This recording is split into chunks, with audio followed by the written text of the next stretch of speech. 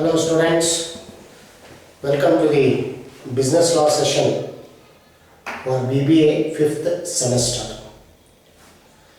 In our previous class, we had started for the study of the free consent element.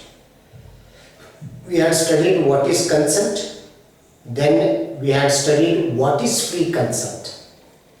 So when we say that the consent is said to be free, when it is not caused by coercion, undue influence, fraud, misrepresentation or mistake. So if you obtain the consent by any of these methods, then we say that the consent is not free. So it should be not obtained by any of these methods. Now as I told you, this is a 10 marks question from your examination point of view. They will ask you define consent and state here when the consent is not said to be free. So when the consent is not said to be free, this is a 10 marks question you will be getting. So each one, now what you mean by the term coercion, undue influence, fraud, misrepresentation and mistake, you have to discuss. So this is what we are going to discuss in here these next two classes. We are going to study about what does this coercion means. So when coercion is there and the consent is obtained, what is the nature of the agreement? Likewise, undue influence, its meaning, and here if the consent is obtained, so what is the nature? Like this, we are going to study about these all 5 elements when the consent is not said to be free. So today we will discuss about the first one, coercion. If the consent is obtained by coercion, so what you mean by the term coercion? Coercion means the force, application of the force. So to compel, to force a person to give the consent. So you are compelling that person, you are here pressurizing that person, that is you are applying a force. So if you obtain the consent by this method, then we call it as the consent is obtained by coercion. The consent is said to be obtained by coercion. So what the term coercion means is explained in the Indian Contract Act section 15. Section 15 has given the definition of a coercion. This you can expect for 2 marks. 2 marks you can expect here in the examination on this. They will ask you what is coercion. So you must be able to answer what is coercion. So we will try to understand through the definition the meaning of coercion. Coercion is the committing or threatening to commit. See, committing or threatening to commit any act forbidden by the Indian Penal Code. It should be forbidden by the Indian Penal Code. The Indian Penal Code is the collection of the laws which here mentions about the punishment. Penal means punishment to the offences committed by the people.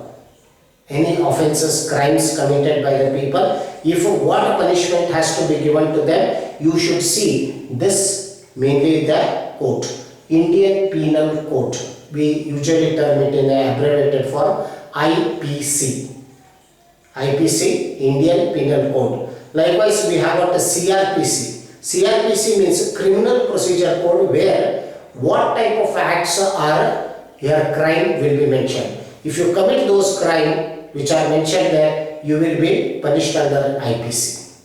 So you should read these 2 enactments here together. So crimes and punishment for the crimes. So this, if you are mainly committing or threatening to commit any act which is forbidden by Indian Penal Code, this is mainly you are using the force. Because here using of the force on another person is prohibited. Even threatening to use it is also prohibited. So the Indian Penal Code does not permit it. So you are applying the force there. In the same way, the unlawful detaining or threatening to detain any property to the prejudice of another person, whatever, with the intention of causing any person to enter into an agreement. So, threatening to detain, or here mainly detaining, unlawful detaining, the word is used, unlawful detaining or threatening to detain. Now sometimes you will be seeing here mainly a property which is hypothecated here is detained by that person. For example, you are hypothecated, you are mainly the property land with a bank and you have not paid the amount, it is in arrears. Then it can detain, that is lawful detaining it is lawful. What the word we are using here is unlawful detaining.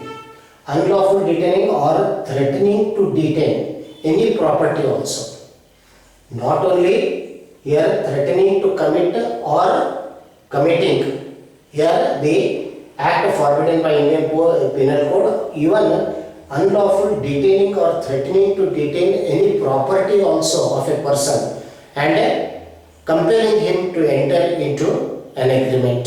So here also we say that the here coercion is applied, force is applied.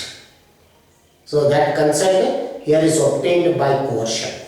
Now just to give the examples, we will try to understand the examples. So there are two circumstances which I have mentioned to you here. This is one is mainly committing or threatening to commit any act forbidden by Indian Penal Code, or unlawful detaining or threatening to detain any property here and making that person here to enter into an agreement is using the force, or it is coercion. The example, A, he holds here B on his pistol point and asks him to sign a pronote. So A is holding a pistol to B and asks him to sign a pronote. Here, otherwise he will shoot B there. So this is a threat, and you know that it is forbidden. Here committing here or threatening to commit any act forbidden. Killing any person is forbidden by the law. So that is why we are saying it is forbidden by law and you are using the force there. So because of the threat of the life, B enters into the agreement and he signs the pronote. So what we say here, the consent of the B has been obtained by coercion. The use of the force is there. So such examples you have to give. See, that threat may be to a particular person or to here another person also. He may not be a party to the contract. For example, A threatens B to sign the pronote, otherwise here he will kill C, who is the son of B. This is what the threat is given to B. Out of the fear, B here signs the pronote. It is also a use of coercion. It may be not direct, it may be indirect. It may be not direct coercion on that person, here it may be indirect coercion.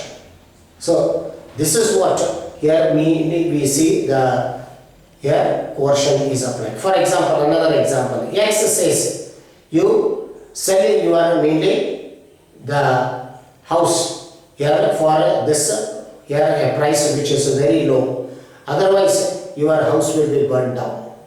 So the wife fears that instead of getting completely here ruined, let whatever price comes he gives it. So we can say here he has threatened here, threatening. Threat is given to detain or to ruin the your property.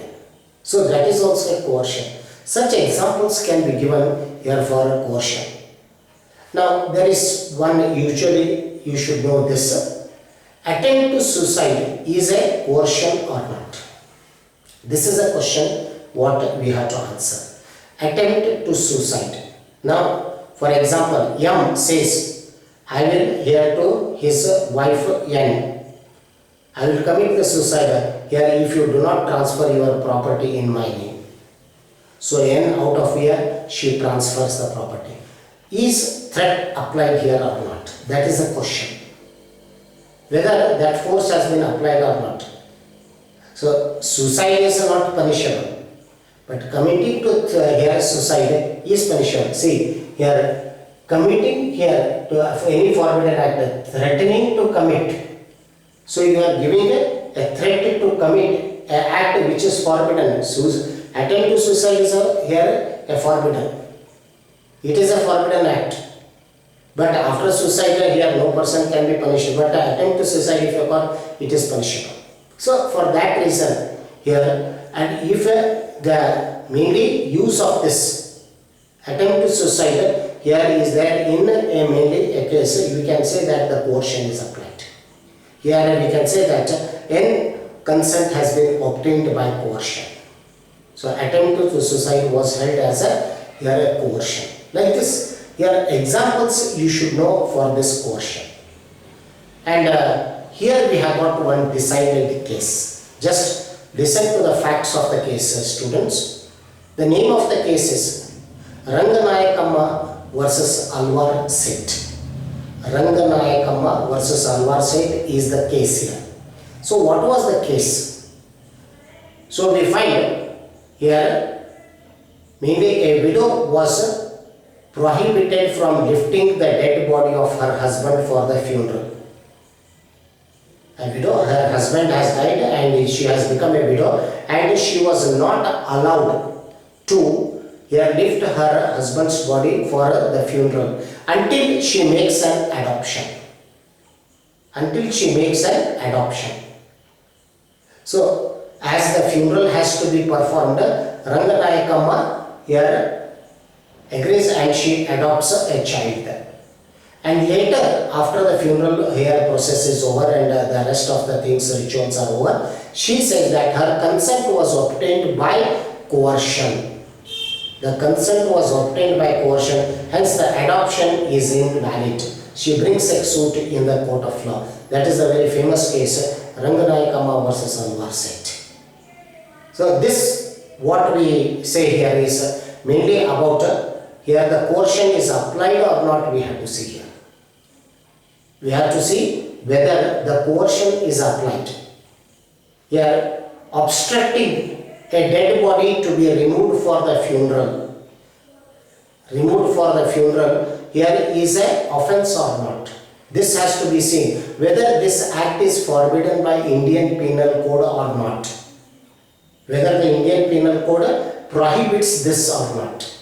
So this has to be noticed, and the judgment was in favor of Ranganayakamma. There it was said that under section 295, any obstacle here to the body to be carried for the funeral is an offense.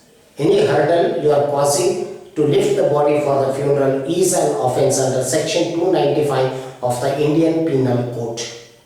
Hence, the court said the adoption here was under coercion and it is invalid.